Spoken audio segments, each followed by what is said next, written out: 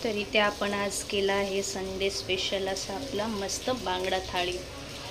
तर चला एकही मिनटं वेस्ट नाही करता आपण रेसिपीला सुरुवात करूया। चला मी इथे घेतले आहेत बांगडे मच्छी, बांगडे मासे। यातनं मी काही फ्राय करेल आणि काही कालवणासाठी वापरेल। तर आपण मच्छी फ्राय करण्याआधी त्याला थोडा वेळ मॅरिनेट करून ठेवू। त्यासाठी आपल्याला लागेल थोडासा लिंबाचा रस,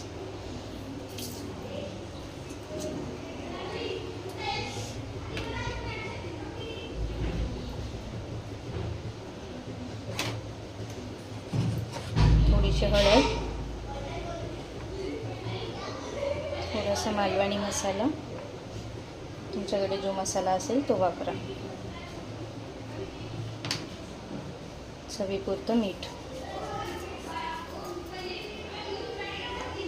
आता याला मस्त हलक्या हाताने असं पूर्ण दोन्ही बाजूनी मॅरिनेट करून घ्यायचं।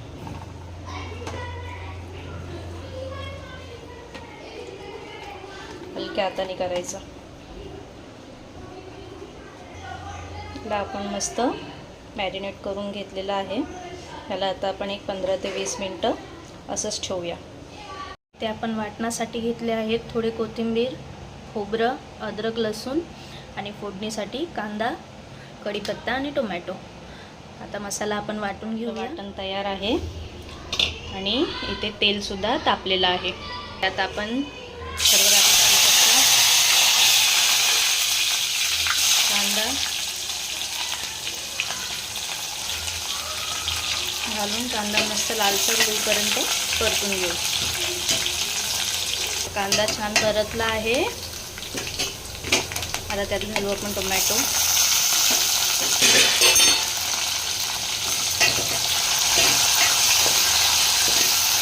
टोमॅटो मऊ झाला की मग त्यात आपण सुके मसाले घालू।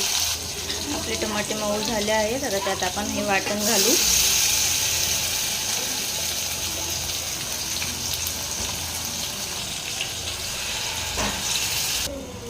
वाटण छान परतून घेऊ।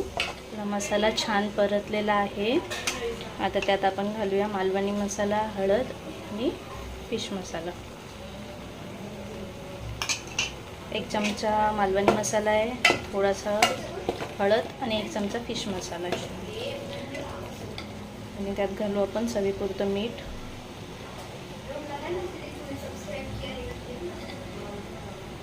आणि मस्त पुन्हा एकदा मसाला छान परतून घेऊ।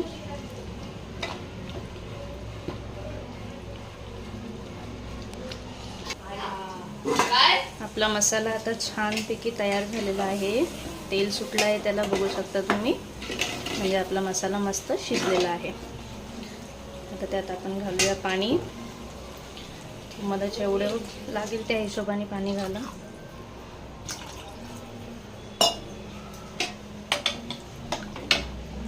आणि यात आपण घालणार आहोत थोडंसं चिंचेचं कोळ। हे मी 10 मिनिटं आधी चिंच भिजत ठेवली होती, त्याचं हे पाणी आहे ते आता मी यात घालणार आहे। तुमच्याकडे कोकम असेल तर तुम्ही कोकमसुद्धा घालू शकता। चिंचेचं पाणी किंवा कोकम घातल्यामुळे आपल्याला मच्छीला अजूनच टेस्ट येते कालवणाला। म्हणून चिंचेचं पाणी किंवा कोकम जमेत असेल तर घाला, जर तुम्हाला आंबट आवडत असेल तर। आता आपण याला उकळून घेऊ। मग यात आपण आपल्या मच्छ्या सोडू। बांगड्याला चांगली उकळी आलेली आहे। आता ह्यात आपण आपली मच्छी सोडूया। बांगडा मच्छी हळूहळू सोडायचं, नाही तर अंगावर उडेल पाणी। आणि मस्त एकदा हलवून घ्या आणि एक 5 ते 7 मिनिटं शिजू द्या। मच्छी शिजायला जास्त वेळ लागत नाही। जास्त उशीर शिजवली का मच्छी आतमध्ये गळून जातील आणि काटे खाताना मग काटे लागतील। त्यामुळे एक आपले 5 ते 7 मिनिटं त्यांना शिजू द्या। 5 मिनिटं झालेले आहेत। आपलं कालवण शिजले आहे। कालवणातली मच्छी चांगली शिजली आहे।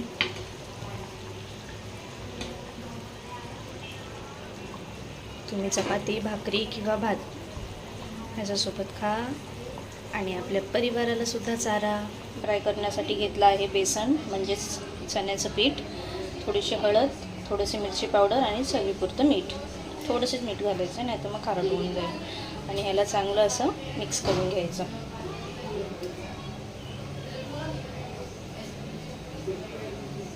संपूर्ण मिक्स झालं का मग त्यात आपले मच्छी आता चांगले मॅरिनेट झालेले आहेत. 15 ते 20 मिनटं मी ठेवलं होतं त्याला.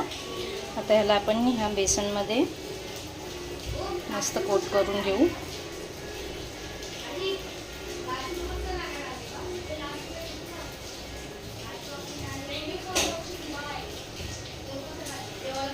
आणि तेलसुद्धा गरम झालेलं आहे, त्यात सोड. काही जण रव्यामध्ये फ्राय करतात, पण आमच्या घरी असंच आवडतं. माझ्या मुलाला असंच आवडतं म्हणून मी असंच करते. त्याला डाळ भात मच्छी फ्राय असलं की दुसरं काही नको. अशा प्रकारे आपण आपली मच्छी फ्राय करून घेऊ आणि याला मस्त दोन्ही बाजूनी खरपूस तळून घेऊ. छान असं आलटून पलटून दोन्ही बाजूनी चांगलं त्याला आपण फ्राय करून घेऊ.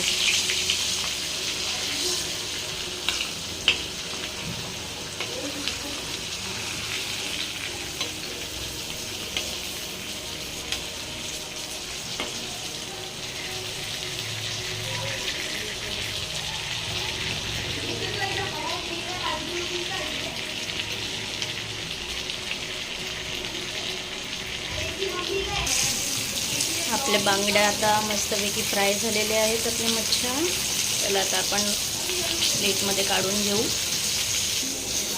मस्त असे खरपूस आपले बांगडा फ्राय तयार आहेत. रेसिपी आवडली असेल तर लाईक करा आणि अशाच नवनवीन रेसिपीजसाठी प्रीतीज होम किचनला सबस्क्राईब करा. थँक्यू.